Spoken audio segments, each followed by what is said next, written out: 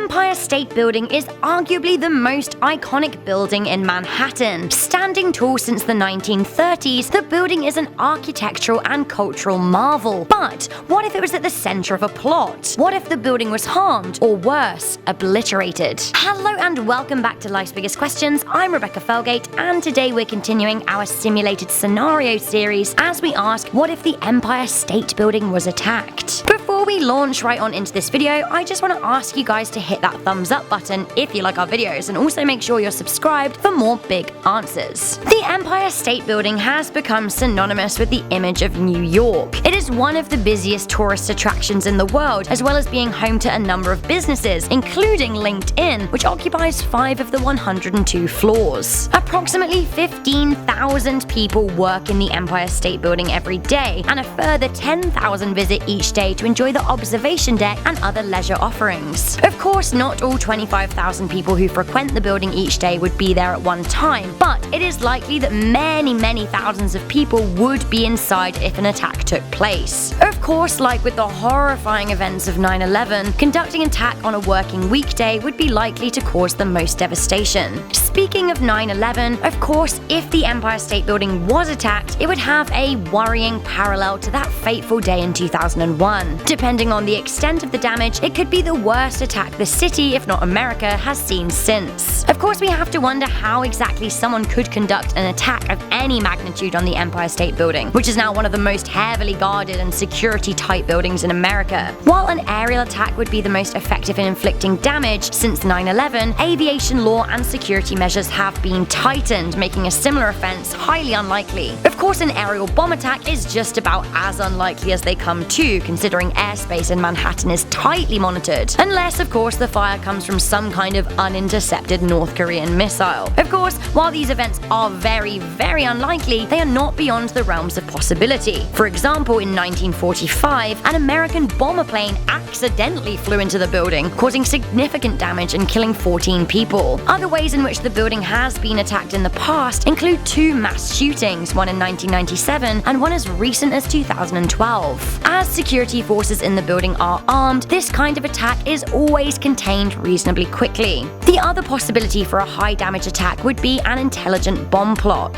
This would take very careful planning and a huge amount of luck on the attacker's end, again because the building is so highly monitored. If an attack did unfold, depending on its nature, the building and the surrounding areas could be on lockdown, affecting a large part of central Manhattan. Nearby Penn Station and Madison Square Gardens would likely be affected too. Should the building be damaged beyond repair in an attack, it is possible that the zip code 10118 would be retired. This is the exclusive postal code for the building. It would also have a very big effect on the city's radio and television broadcasts, as after 9/11, nearly all of the city's commercial television and FM radio broadcast stations have been transmitting from the top of the Empire State Building. Then, of course, we get to the Prez. Donald Trump is the most vocal president of all time, and should an attack like this take place during his presidency, he would bring the world down upon whomever was responsible. The war on terror took place as a result of 9/11, and I can only imagine the 45th president would be keen to avenge